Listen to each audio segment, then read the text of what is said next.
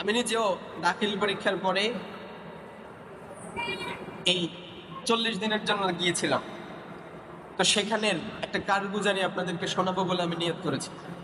একটু মনোযোগ দেন। একটা জামাত গিয়েছে আফ্রিকার কোন একটা দেশের নাম বলেছে ভাই। ওই আফ্রিকার ওই দেশে যাওয়ার পরে উনাদের দাওয়াতে একটা ছেলে ইসলাম গ্রহণ করেছে। একটা খ্রিস্টান ছেলে, কালো ছেলে ইসলাম গ্রহণ করেছে। ওই ছেলেটা ওখানে ইসলাম গ্রহণ করার পরে যেই জামায়াতের মাধ্যমে ইসলাম গ্রহণ করেছে, ওই জামায়াতে যিনি আমির ছিলেন ওনাকে বলছেন,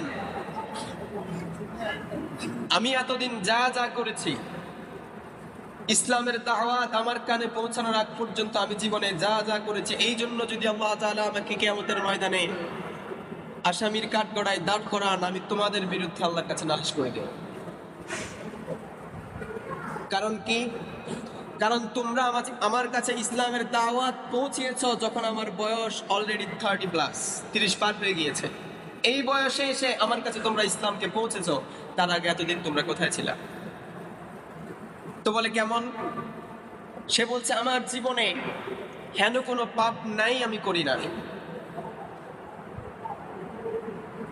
সে বলছে আমি আমার জীবনে জঘন্যতম যত পাপ করেছি, যত অন্যায় করেছি, তোর মধ্যে সবচেয়ে নিকৃষ্টতম পাপ আমি করেছি।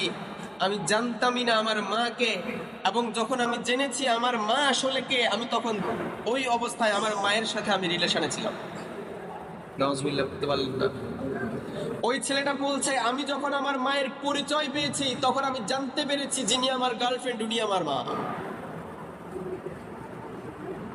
এবং ওই অবস্থায় আমি ইসলাম গ্রহণ করেছি।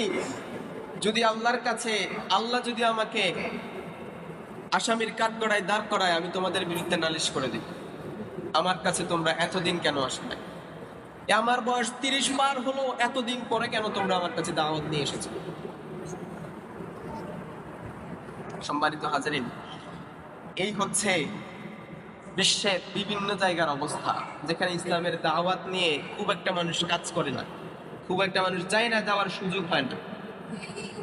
তো আমাদের দাওয়াতি তাবলীগের ভাইরা কিন্তু ওইসব জায়গায় যাচ্ছেন, বিশ্বব্যাপী তারা কাজ করছেন। আমরা বাংলাদেশের পার্সপেক্টিভে যদি তাদেরকে বিচার করতে যাই, আমরা তাদের উল্লেখযোগ্যতা তেমন কিছু দেখবো না।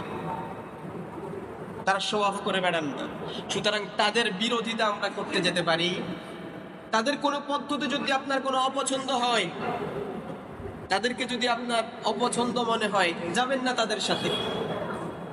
আপনি আপনার মতো করে করেন, কিন্তু আপনি করছেন কিনা, দাওয়াতের কোনো না কোনো প্ল্যাটফর্মে আপনার অবদান আছে কিনা, আপনি সেখানে যুক্ত আছেন কিনা, এটা আপনার এনশিওর করতে হবে।